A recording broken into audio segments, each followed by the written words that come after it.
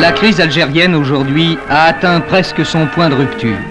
Dans Alger, la Casbah est une enclave benbelliste où les commandos de Yassef Saadi font bon ménage avec la population. Entourée par les forces de la Wilaya 4, elle a entendu ces jours derniers crépiter les mitraillettes.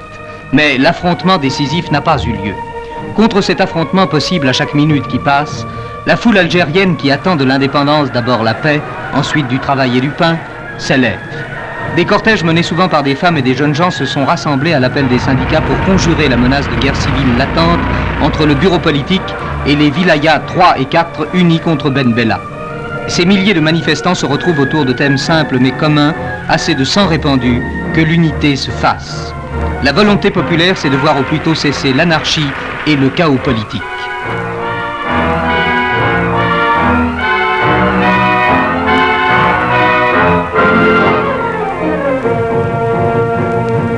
Mais la marche des troupes benbellistes vers Alger a continué. En plusieurs endroits, comme à Bogari, elles ont buté sur la présence des Djounoun de la Wilaya 4. Des contacts ont eu lieu sans résultat. Les foules de civils sont intervenues essayant de faire écran entre les deux parties armées, mais les forces benbellistes ont pris position autour de Bogari. À 3 reprises déjà, des rafales ont été échangées. Les forces de Ben Bella s'arrêteront-elles sur la route d'Alger ou les deux clans s'opposeront-ils vraiment les armes à la main? Quel chemin va prendre l'Algérie? Le point de rupture semble aujourd'hui atteint. C'est alors qu'on était encore sous le coup de l'attentat du Petit Clamart que devaient être jugés les auteurs du premier attentat contre le général de Gaulle. Voici un an, sur la route de Pont-sur-Seine, on s'en souvient, la voiture du chef de l'État échappait de justesse à l'explosion d'une machine infernale dissimulée dans un tas de sable. Un double fil de 350 mètres avait permis aux auteurs du forfait d'opérer d'un bosquet la mise à feu. Devant les assises de l'Aube, 5 hommes répondent aujourd'hui de ce crime. Crime politique, mais aussi crime de droit commun, qui a réuni dans la ville de Troyes les familles respectives des accusés. Dès le premier jour, le président Paute s'était vu engagé dans une bataille serrée de procédure. Maître Tixier-Vignancourt, à la tête des avocats de la défense, avait escompté un renvoi du procès. En vain. 5 inculpés, Barbance, le chauffeur du commando, Rouvière, le fabricant de l'engin, Manoury, le chef de l'expédition, Villemandi qui donna l'ordre de l'explosion, Belvisi enfin le guetteur.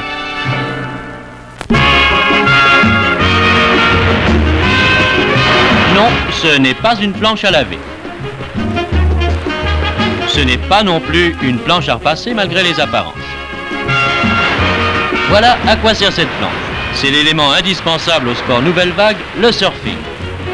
Ce sport nous vient du Pacifique, les Hawaïens le pratiquent depuis de nombreuses années. Et comme les Occidentaux aiment tout ce qui est exotique, ils ont décidé de l'adopter.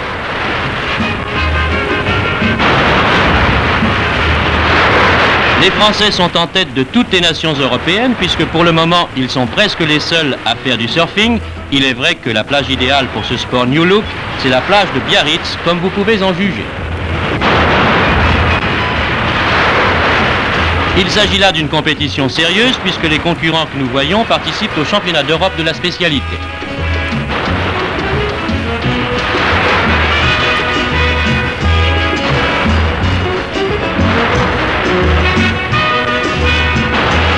Et c'est Michel Barland qui est l'élu dans la catégorie senior.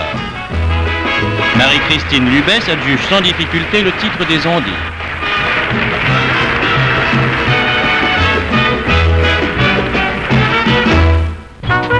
Les championnats d'Europe, c'est pour bientôt. Les athlètes français ne pensent plus qu'à cela. Genevet, le sprinter, travaille sa vitesse de jambe en solitaire, tandis que ses camarades s'entraînent sous la férule de Joseph Maigret, Monsieur Chronomètre. Nelzy, révélation du 400 mètres, trottine comme un pur sang pour s'échauffer. L'entraînement des athlètes est très divers. Ici, un passage de témoins de Lagorce et Lambro, possible concurrent du 4 x 100 mètres.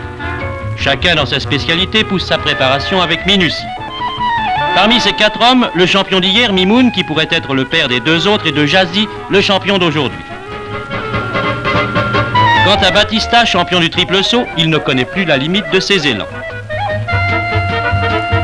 Balastre, maillot blanc, et Roland Gras multiplient les coups de pied vers le ciel avec l'espoir d'atteindre non pas la lune, mais la finale européenne du saut à la perche.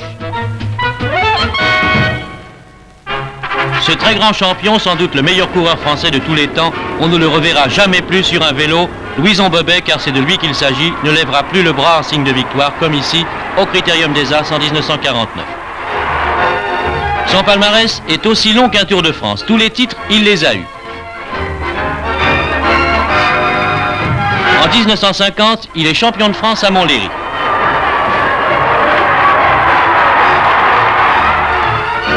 « 1950, c'est d'ailleurs une de ses grandes années. Après le titre de champion de France, il va gagner son premier Tour de France avec panache.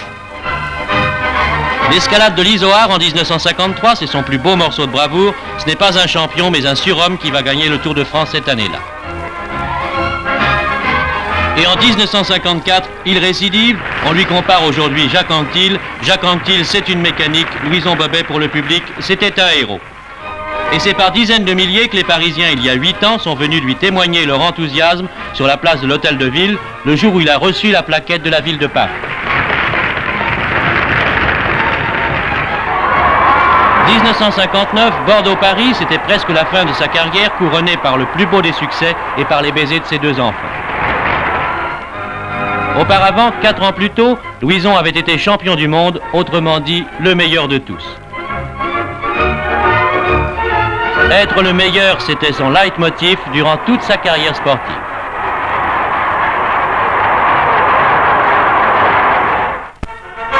Maintenant, c'est fini pour Louison Bobet, mais ses fidèles supporters ne veulent pas l'oublier. 500 000 auditeurs de radio lui ont adressé des lettres et à Rennes, 30 000 Bretons sont venus l'acclamer une dernière fois.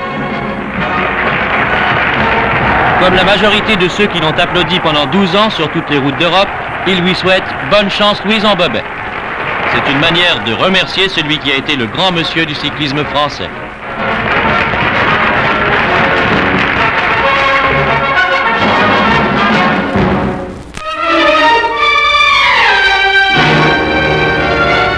Un séisme d'une rare violence vient de secouer la terre en Iran. Entre les villes de Hamadan et de Ghazvin, sur un rayon de 200 km, une cinquantaine de localités ont été réduites en ruines en quelques secondes.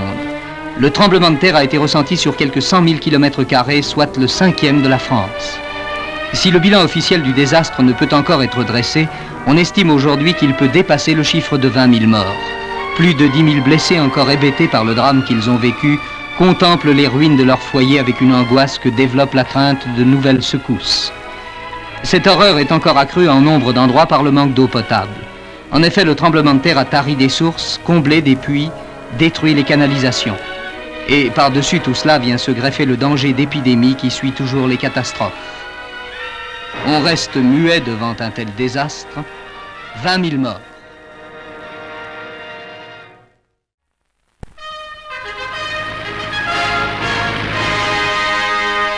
Votre visite est un événement extraordinaire, a dit le président Lübke en accueillant en compagnie du chancelier Adenauer le président de la République française. Pour 6 jours, l'Allemagne fédérale recevait le général de Gaulle. On a pu dire de ce voyage qu'il était un événement historique. L'histoire des 2 pays n'avait guère laissé envisager une telle rencontre aussi largement approuvée par le peuple allemand. Dès le premier jour, la foule a porté, si l'on peut dire, l'événement sur ses épaules en se mettant à l'heure franco-allemand.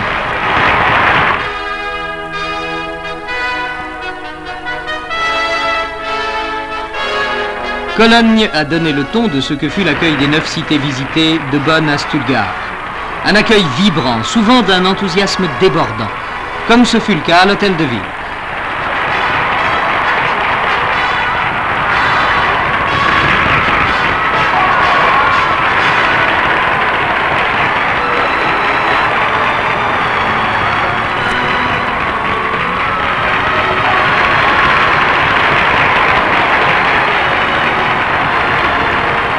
Devant cette foule dont les mains s'étaient tendues si nombreuses vers lui, le chef de l'État français a dit « Cologne donne au bord du Rhin la preuve qu'entre l'Allemagne et la France, les querelles d'antan ont fait place à l'union et à la compréhension. » Ce thème, du reste, le général de Gaulle devait le reprendre à chacune de ses étapes, et notamment à celle qui l'amena au cœur de la Ruhr, au milieu des ouvriers des usines Thyssen. « Pour que Charles de Gaulle soit ici, dira-t-il, et pour que vous lui fassiez cet accueil cordial, il faut vraiment que la confiance existe entre nos 2 peuples. »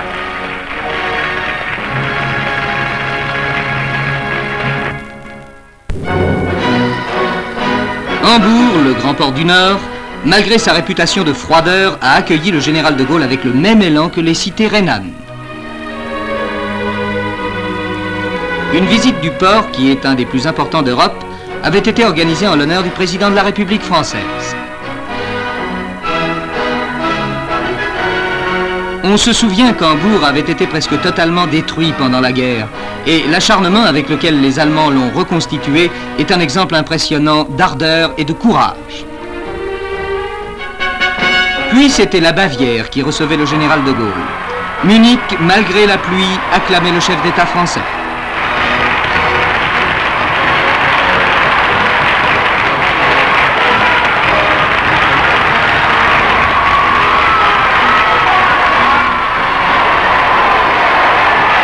Sur la place de l'Odéon, où Hitler avait tenté de prendre le pouvoir en 1923 avec Ludendorff et Göring, le président de la République française devait enflammer le plus large des auditoires, convaincu de la nécessité d'une entente franco-allemande.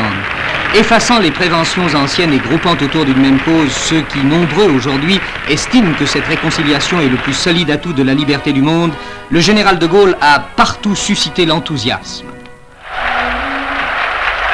À Ludwigsburg, c'était avec la jeunesse allemande que le général de Gaulle avait rendez-vous.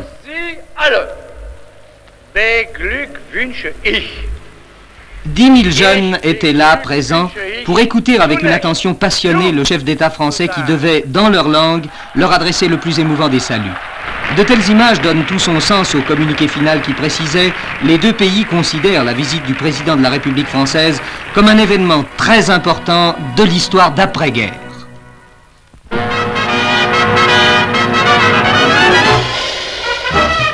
Premier championnat du monde d'aviron sur le magnifique plan d'eau du Rothsee à Lucerne. Le 8 français était encore en 6e position à mi-parcours, mais après une sensationnelle remontée, les Français s'adjugent la 3e place derrière les Soviétiques et les Allemands. Finalement, médaille de bronze à la France.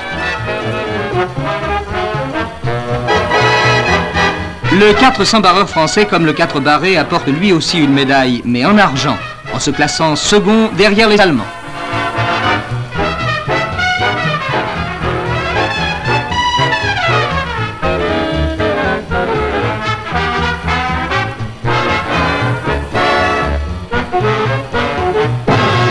En double scull, après une lutte sans merci entre Allemands, Soviétiques et Tchèques, les Français Duhamel et Monroe, après un retour en force, devaient mettre tout le monde d'accord et décrocher une médaille d'or.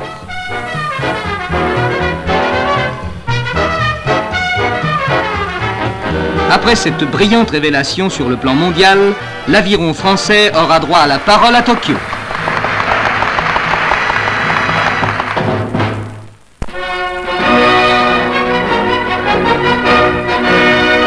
Sur la route d'Alger, le dangereux face-à-face de Bogary n'est plus qu'un mauvais souvenir à la suite de l'accord obtenu par le bureau politique. 3600 hommes des wilayas 1 et 6 ont poursuivi leur route vers la capitale.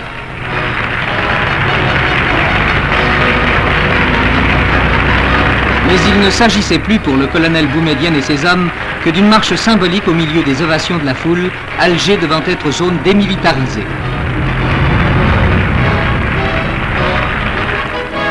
Ben Bella accueillait sur le stade municipal d'Alger cette armée qui était jusqu'ici privée de sa capitale. On peut désormais considérer que l'Algérie devrait pouvoir s'atteler aux tâches qui l'attendent.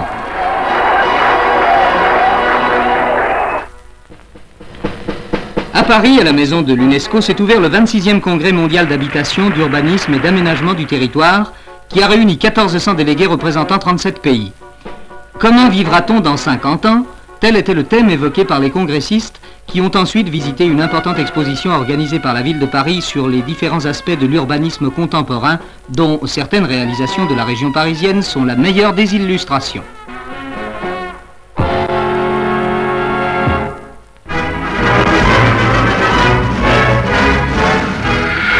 Avec l'imposant Vickers VC10, premier long courrier européen à réaction, la Grande-Bretagne a marqué cette année à Farnborough son retour à la compétition internationale dans le domaine des appareils de transport.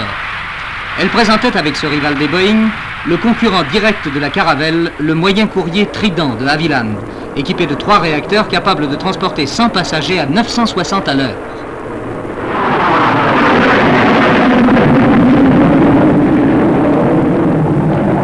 vit aussi des vedettes à sensation.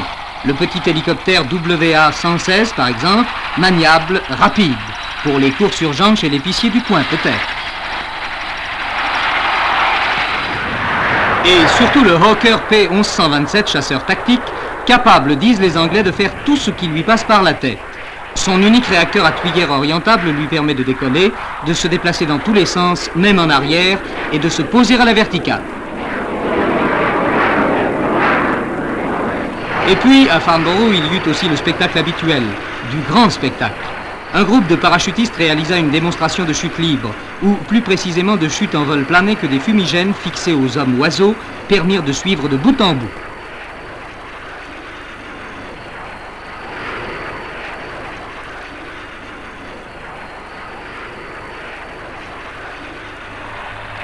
Autre moment du spectacle, le décollage des Lightnings, qui se cabrent littéralement en quittant le sol pour piquer droit vers le ciel.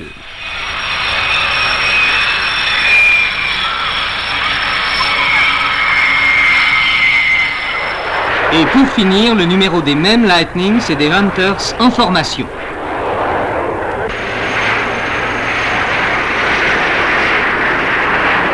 À la vitesse des jets, une telle précision et une telle désinvolture sont du grand art. «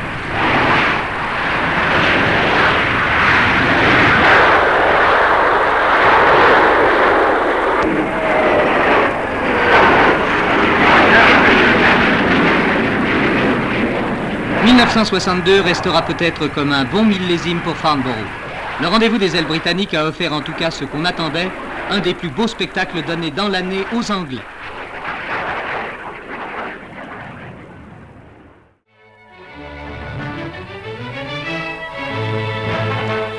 Rendez-vous franco-italien au pied du Mont Blanc. M. Pompidou et M. Fanfani, avant d'aller s'entretenir de l'Europe à Turin, ont inauguré le tunnel qui traverse désormais le plus haut sommet des Alpes. Les deux présidents du Conseil ont emprunté le petit train des ouvriers pour gagner l'Italie et ont officiellement constaté, comme le feront les automobilistes en 1964, qu'il n'y a plus de Mont Blanc. Reste évidemment un sommet de ce nom au-dessus d'une mer de nuages. Une crête éternellement blanche qui fascinera toujours les hommes.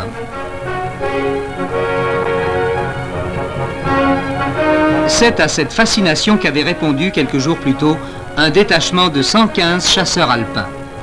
Les hélicoptères de l'armée ont suivi leur escalade. Le froid et le vent qui soufflait à 100 km à l'heure rendaient cette ascension difficile.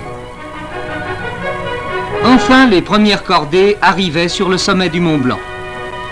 C'était la première fois que les chasseurs alpins y faisaient flotter leur drapeau.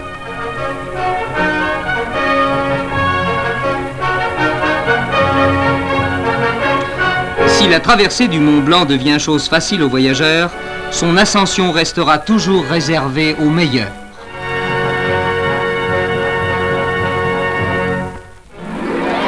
M. Macmillan a passé une semaine difficile entre le premier Canadien, M. Diefenbaker, et les autres premiers ministres du Commonwealth. L'évêque Makarios représentait Chypre, le maréchal Ayoub Khan le Pakistan, M. Menzies l'Australie, le Pandit Nehru l'Inde. M. Macmillan a dû déployer toutes ses ressources de persuasion, le Canada et l'Inde notamment ayant manifesté une forte opposition à l'entrée de l'Angleterre dans le marché commun, thème essentiel de la réunion.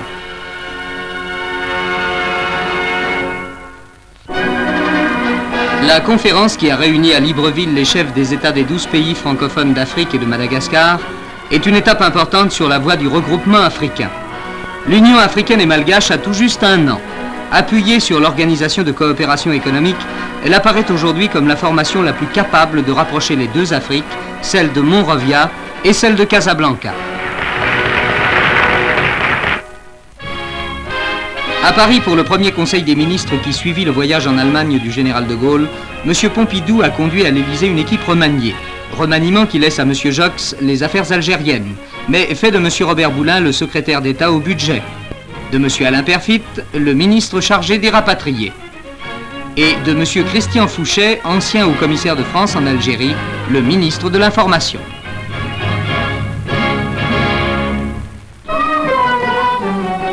À Baini Sahab, en Inde, la grande affaire une fois l'an, c'est le mariage. Sous la haute présidence du chef de la secte, tous les fiancés koukasses de l'année convolent ensemble en juste noces. C'est ainsi que 50 jeunes filles ont apporté leur obol avant d'aller rejoindre leur fiancé. Telle est en effet la règle des koukasses. Le mariage doit être célébré le plus modestement possible et coûte 13 roupies, quelques 5 nouveaux francs.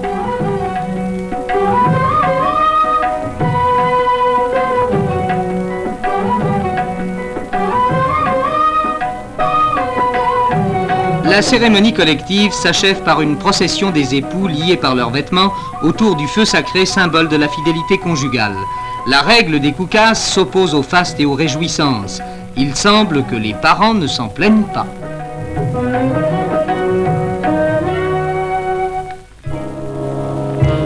Dans un but hautement scientifique, deux plongeurs, Claude Vesely et Robert Falco, ont entrepris de vivre sous l'eau à l'intérieur d'un cylindre de 2,50 m de diamètre. C'est dans cet habitacle prototype des futures villas sous-marines qu'ils ont décidé de passer 8 jours par 10 mètres de fond. L'immersion de Diogène, la maison sous la mer, a eu lieu au large de Marseille en présence du commandant Cousteau, promoteur de l'expérience. Travailler et vivre sous l'eau sans regagner la surface, est-ce possible? En tout cas, à l'heure où l'on fait vivre l'homme dans l'espace, il était temps de songer à le faire vivre aussi au fond des mers.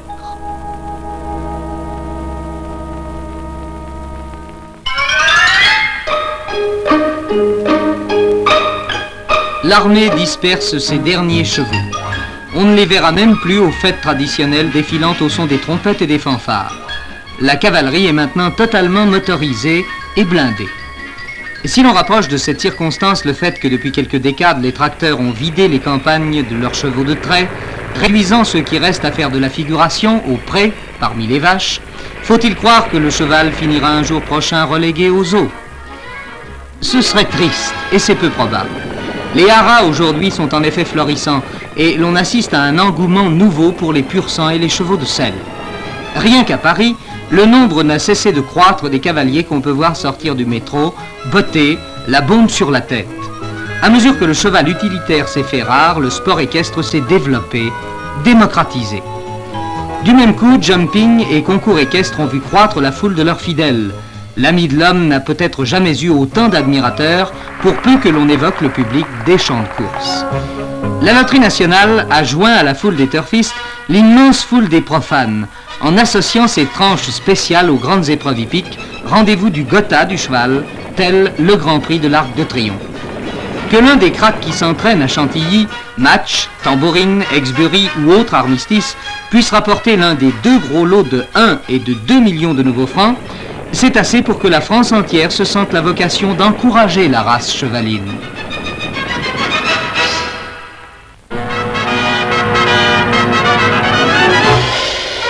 Belgrade, championnat d'Europe d'athlétisme. Le stade de l'armée est comble et personne ici ne doute de la suprématie des soviétiques qui d'ailleurs emporteront 7 médailles d'or. Le maréchal Tito en personne a ouvert les jeux et préside à la table des officiels. Aux 10 000 mètres, le favori Bolotnikov prend immédiatement le commandement des opérations.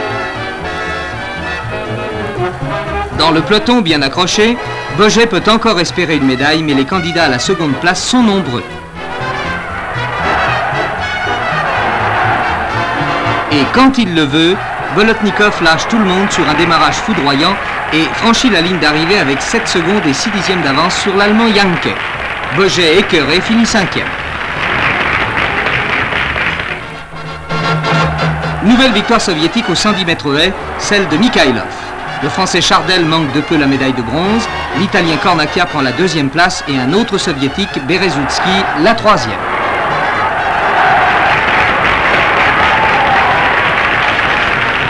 Un autre Soviétique, Valéry Brumel, avec 2,21 m au saut en hauteur, décroche lui aussi un titre européen. Le 1500 mètres n'avait qu'un favori, Michel Jazzy. Faisant preuve d'une rare clairvoyance tout au long de la course, Jazzy a couru en grand maître, bien aidé par le Polonais Baran, qui mène le train sans à-coups.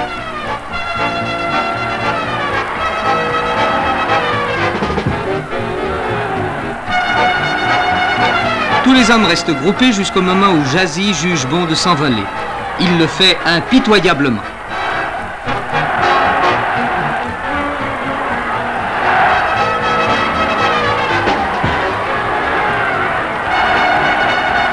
Et c'est avec 1 seconde 2 dixièmes d'avance qu'il coupe la ligne d'arrivée devant le Polonais Baran et le Tchèque Salinger.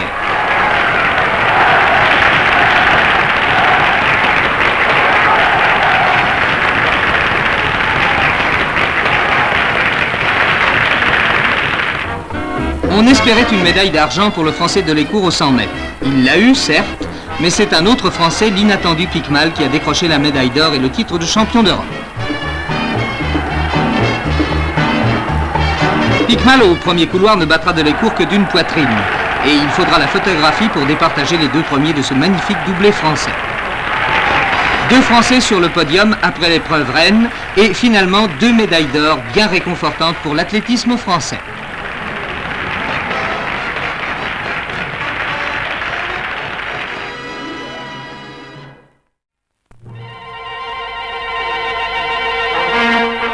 Dans son nouveau discours aux Français, le général de Gaulle a posé la question d'une modification constitutionnelle au mode d'élection du chef de l'État. On notera que ce projet ne concerne que les prochains septennats. C'est donc appeler la nation à réfléchir sur ses lendemains.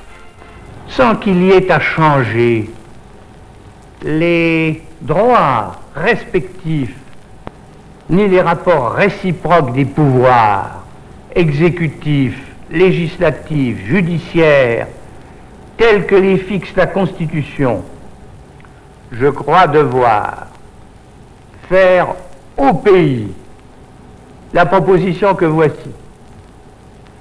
Quand sera terminé mon propre septennat, ou si la mort ou la maladie l'interrompait avant le terme, le président de la République sera dorénavant élu au suffrage universel.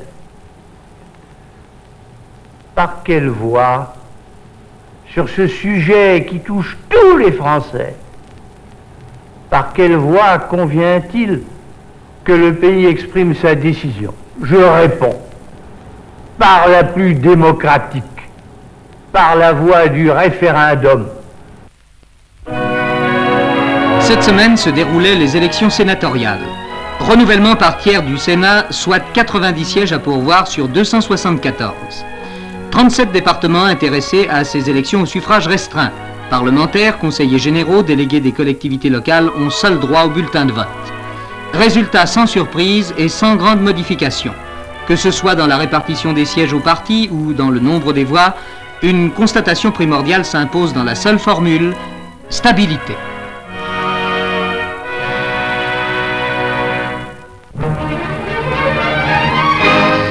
Premières élections de l'Algérie indépendante destinées à doter le pays d'une assemblée chargée de désigner un gouvernement et de préparer une constitution.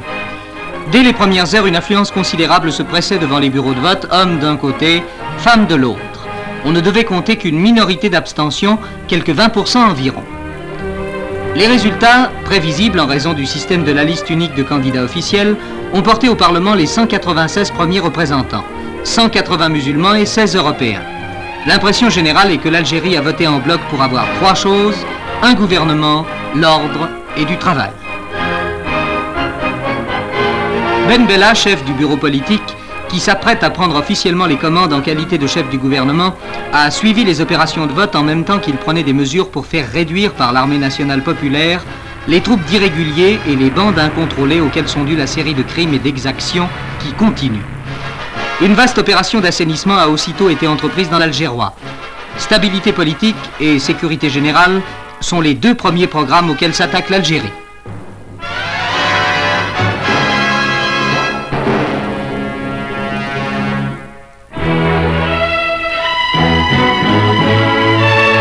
L'ancien hôtel des bénédictins anglais de la montagne Sainte-Geneviève abrite une école célèbre depuis 70 ans. École de musique qui a donné les Albert Roussel, les Éric Satie, mais aussi école de danse et d'art dramatique, c'est tout cela la Schola Cantorum.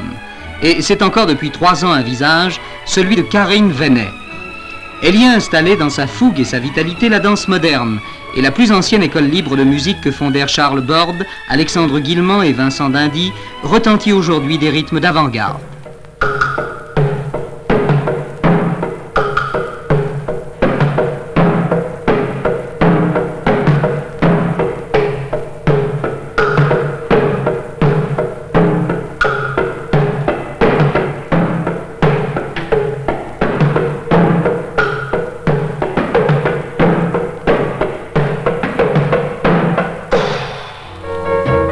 sur un travail corporel en profondeur, cet enseignement puise son inspiration aussi bien dans la technique du Hatha Yoga que dans les rythmes et les formes de l'art primitif.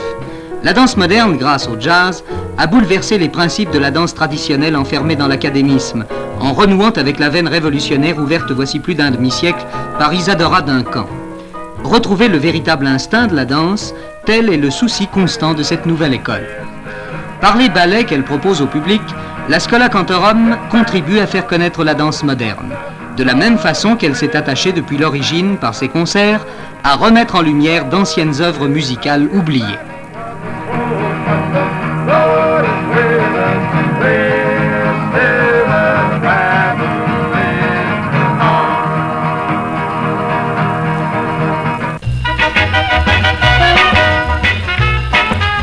C'est la rentrée parisienne. On l'a reconnue d'abord aux embouteillages, au fil de voitures le long des trottoirs.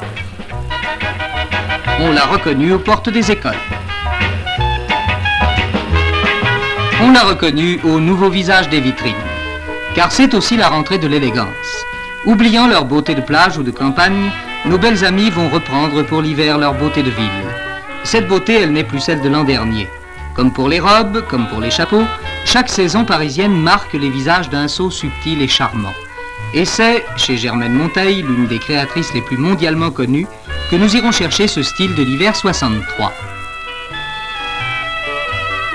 Le luxe assourdi des salons précède le dépouillement des cabines de travail où s'élabore la beauté des visages.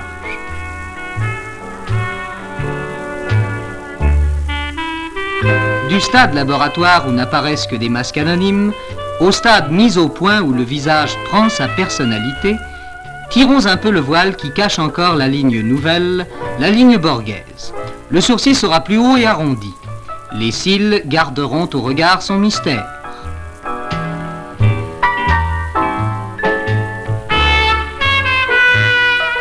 Un peu de rose aux joues, à la bouche nettement dessinée, un rouge vif et franc. Ainsi, l'élégante 63, qu'elle soit de Paris ou d'ailleurs, prendra-t-elle ce visage où chacun reconnaîtra, à une vibration secrète, ce style qui éclaire à travers le monde une beauté de Paris.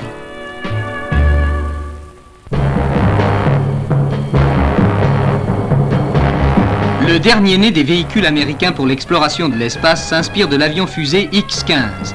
C'est le X-20 dénommé Dinosaure qui vient d'être présenté à Las Vegas, en même temps que les 6 nouveaux cosmonautes parmi lesquels sera choisi le moment venu le pilote de l'engin.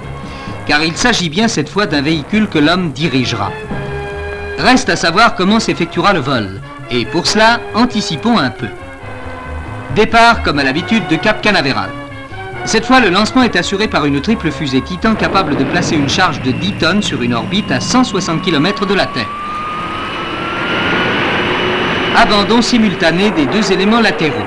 L'élément central, après consommation de son carburant solide, est largué à son tour. Puis, le second étage inférieur est abandonné. Dinosaure continue seul son vol autour de la Terre.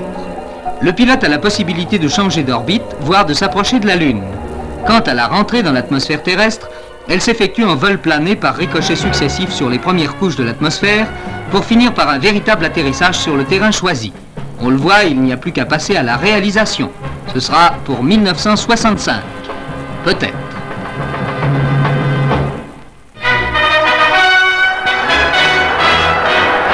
Sur les 40 000 spectateurs qui ont assisté au match Racing Rennes au Parc des Princes à Paris, il y avait au moins 20 000 Bretons. Tous ces supporters bretons ont été fort déçus par les Rennais qui jouent en maillot foncé. Ils n'ont pas reconnu l'équipe qui avait pris le départ du championnat de France sur les chapeaux de roue. Ici, l'attaque du Racing sous la conduite d'Ujlaki, son meneur de jeu, s'amuse avec les défenseurs bretons.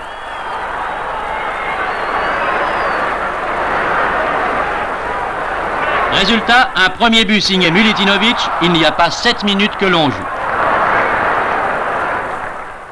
Les contre-attaques de Rennes manquent de conviction. En revanche, le Racing manœuvre avec beaucoup de spontanéité.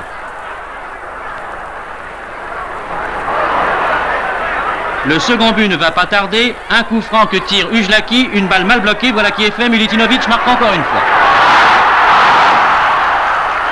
Les Bretons ne savent plus à quel saint se vouer, et là ils font n'importe quoi, croc en jambe, pénalty, peu importe, le Racing va le manquer. Un record, ils en ont manqué 2 au cours du match. Malgré tout, Rennes, qui aurait pu être archi-battu par le Racing, est parvenu à limiter les dégâts et c'est très honorablement que les joueurs bretons quittent le Parc des Princes sur le score de 2-1.